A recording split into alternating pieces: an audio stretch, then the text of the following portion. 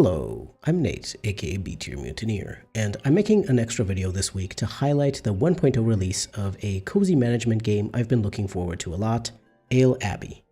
The full game is out today, September 17th. I've talked about Ale Abbey before as part of one of my Next Fest highlights, but I bought the game immediately once it released in early access and have been waiting for version 1.0 since then.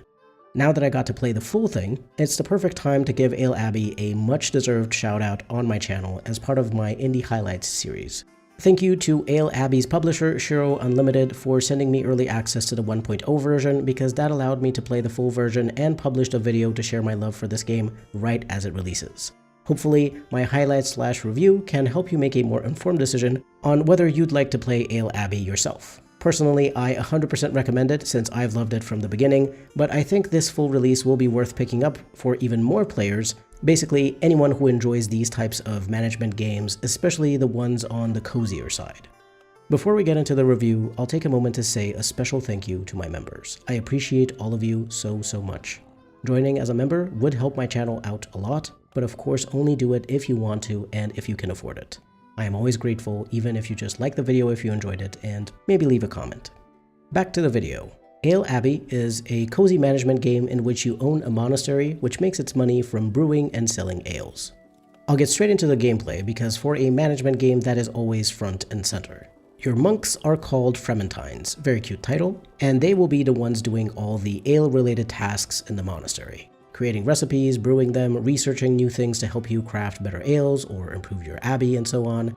You'll also have laymen helping you lug around caskets of ale, volunteers coming to cook for the monks, and you can assign some of your monks as custodians to help clean and keep the candles lit, though you will be doing the cleaning and candle lighting manually in the beginning until you unlock the custodian.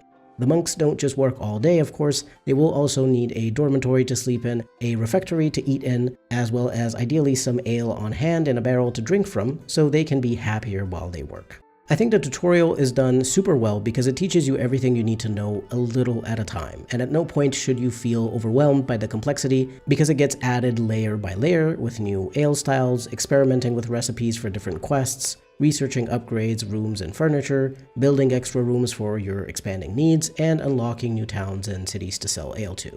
Other than just sending your ale to be sold in towns, there are also various events happening in those towns that will need a certain type and quantity of ale from you. You can accept or reject those requests, and on top of that, you can try to negotiate a better price for the request.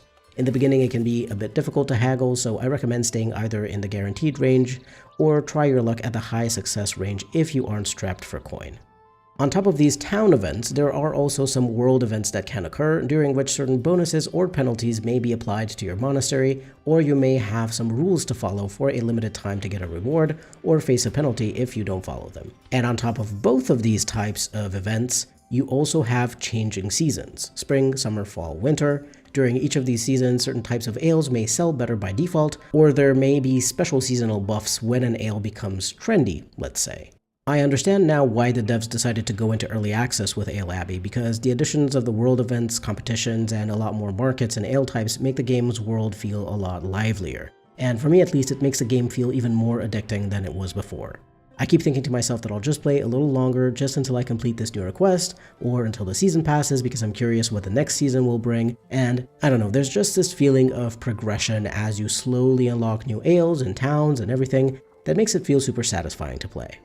But since I mentioned early access, here are all the major things that were added during the early access period. The ability to swap rooms, controlling production costs, buffs for the monastery and for the monks, remapping controls, more tasks from the bishop, new furniture, new upgrades in the research tree, and of course, a lot of new markets and ale types. The most interesting additions for me were the world events and ale competitions because they add some super interesting things to do.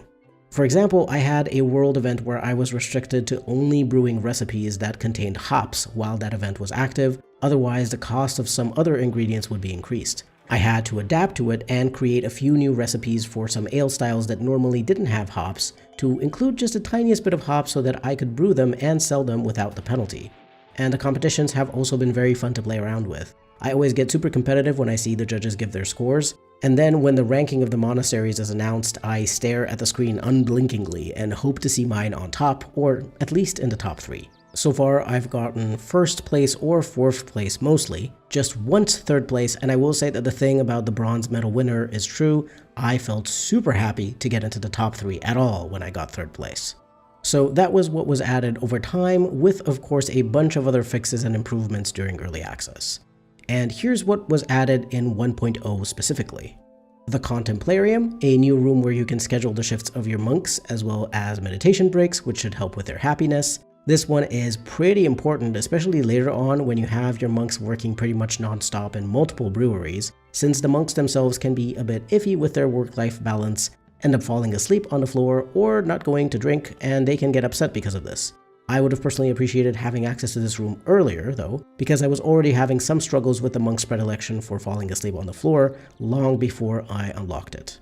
Anyway, of course they added even more tasks and events, plus another competition league. There's new markets, just like in the previous updates from early access, including the capital, which has a huge population and very high ale demand.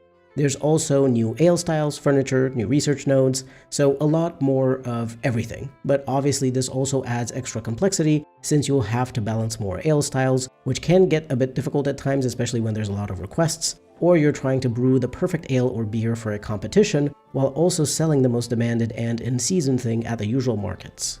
Finally, they added Steam achievements. This is actually the main reason I stopped playing Ale Abbey at some point during early access, because I felt the lack of those achievements and wanted to wait until they were added.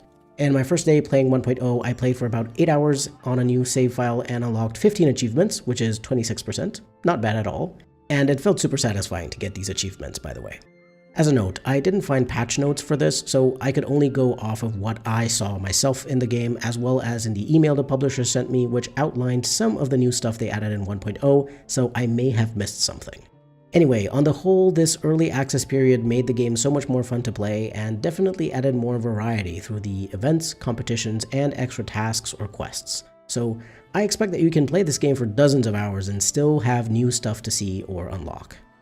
Moving on to the visuals, Ale Abbey has a very colorful pixel art style that fits the aesthetic of a historically inspired game set in the early modern period. At least this is what it seems like to me, because it very much reminds me of Pentiment, even though that one is not pixel art, as well as Kingdom Come Deliverance 1 and 2, which are also very much not pixel art.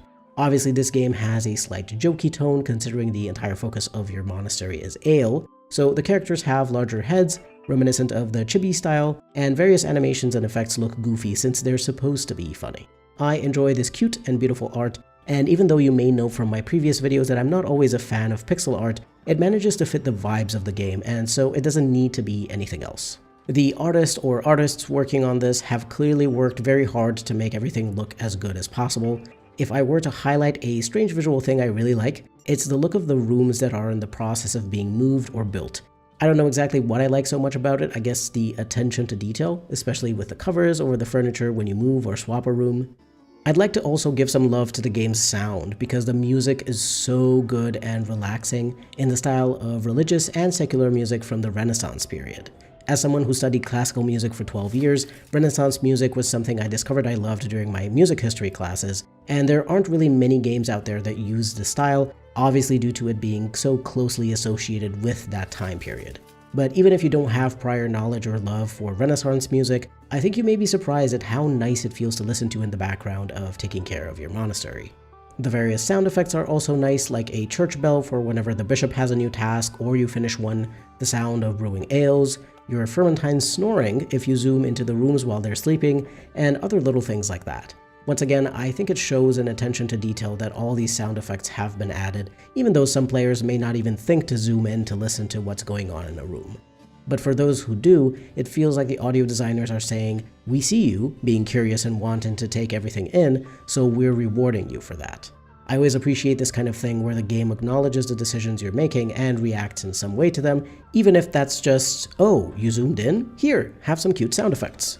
As a quick final section, I'll talk about the game's performance. I haven't had any crashes, stuttering, or visual glitches, which kind of makes sense seeing as this is a fairly small 2D game, so as long as it's built properly, there shouldn't be issues like these. But I just wanted to confirm that there haven't been any for me. I did find one potential bug with one of the bishop's tasks where my old ales stopped being able to age in their barrels, but I reported it with the in-game feedback tool, so hopefully that one will get fixed soon. but otherwise I haven't had any issues to mention, and I'm sure anything that crops up will be fixed by the devs quite soon, since they've been fixing bugs throughout all of early access while also implementing new features.